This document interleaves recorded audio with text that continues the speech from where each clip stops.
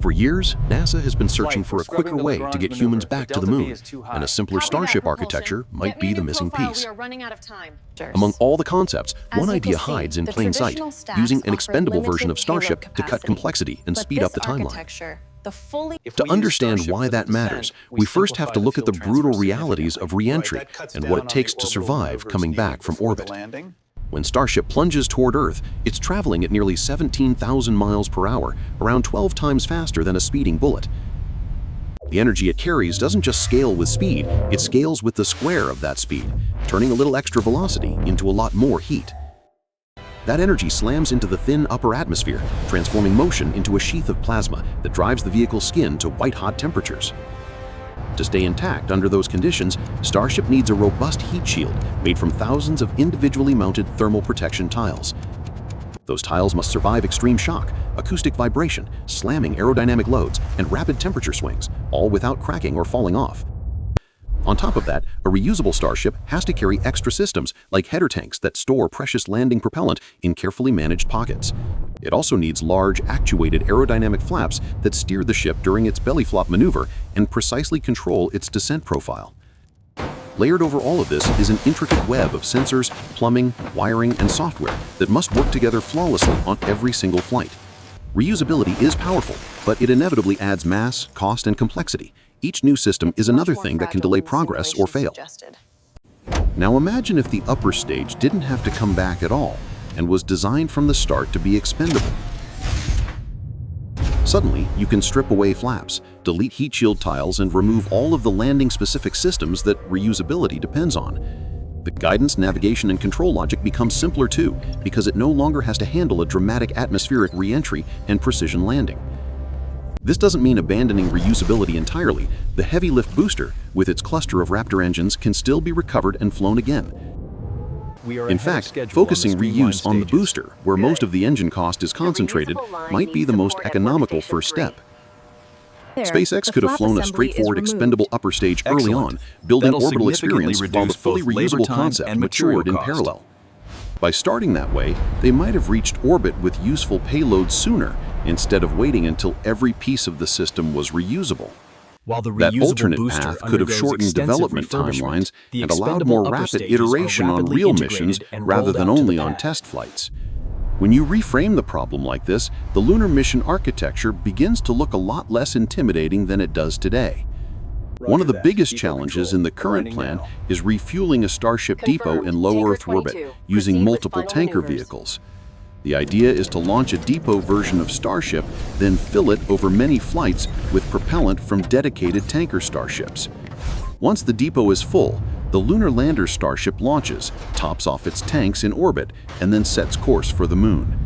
In lunar orbit, that lander rendezvous with NASA's Orion spacecraft, picks up the crew, and ferries them down to the surface and back.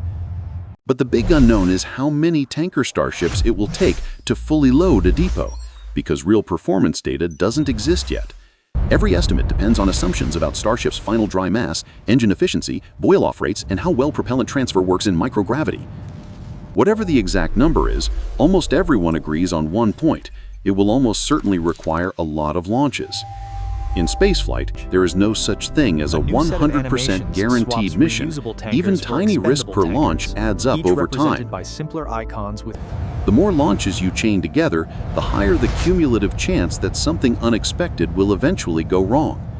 By shifting to expendable tanker Starships, SpaceX could reduce the number of flights needed to load a depot, tightening the entire operation. On early Artemis missions, those expendable tankers would launch, deliver massive amounts of propellant, and then be allowed to burn up or be abandoned. According to SpaceX figures, a fully expendable Starship could deliver up to 250 metric tons of payload or propellant to low Earth orbit. For comparison, Skylab, one of the largest single space stations ever launched, weighed around 76 tons at liftoff. That means a single expendable Starship could throw more than 3 Skylab-sized masses into orbit in just one mission. And when you scale that up, the total mass of the entire International Space Station, about 420 tons, could fit into only 2 such flights. That kind of capability is almost mind-bending, especially when you remember how many launches it took to assemble the ISS piece by piece. At first glance, throwing away a Starship upper stage after each mission seems horrendously wasteful compared to the dream of full reusability. But the expendable configuration is stripped down. No grid fins, no thermal protection tiles, and no landing or burn hardware. With fewer parts, these upper stages could be cheaper to build and faster to manufacture, especially during the early ramp-up phase. There's also the benefit of not carrying extra propellant for re-entry and landing burns, meaning more of the tank can be devoted to payload or transfer.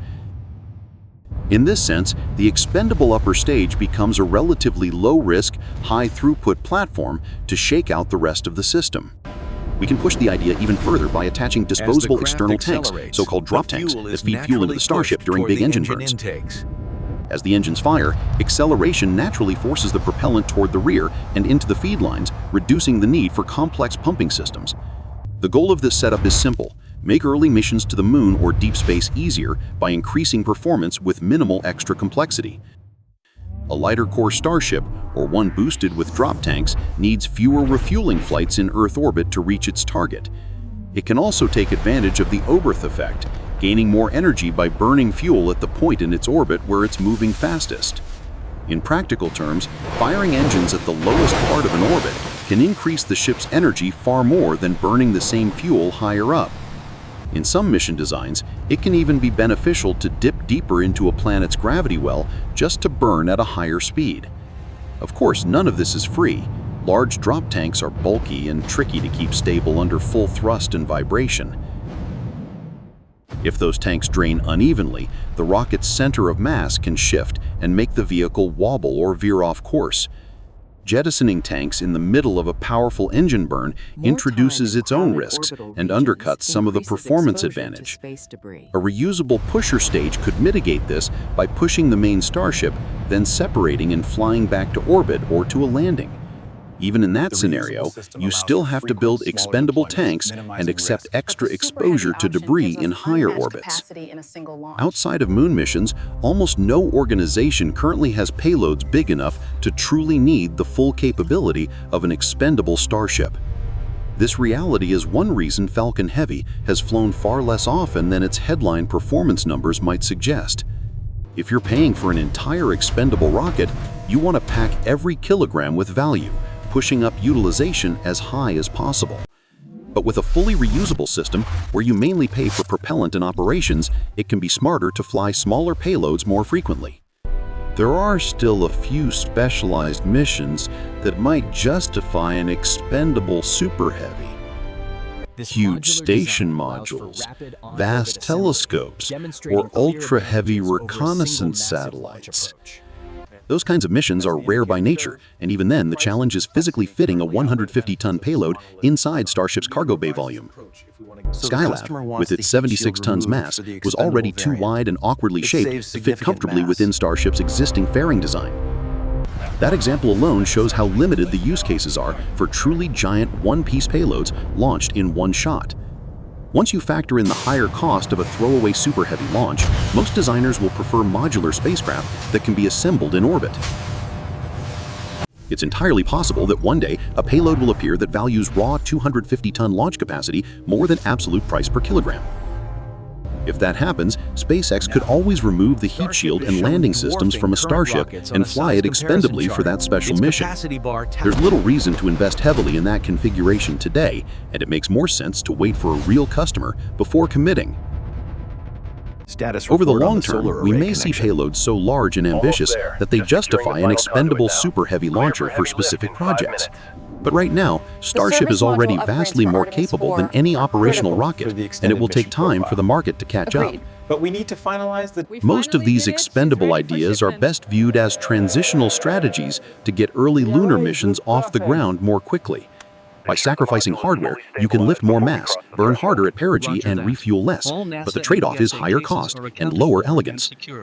The real endgame remains a fully reusable, refuelable Starship system that treats Earth orbit like a staging port instead of an endpoint. While attention is focused on Artemis 3, the European Space Agency has quietly finished building the service module that will power Orion on Artemis 4. That module is about to be shipped to NASA for final integration, even though not long ago it looked like it might never actually fly.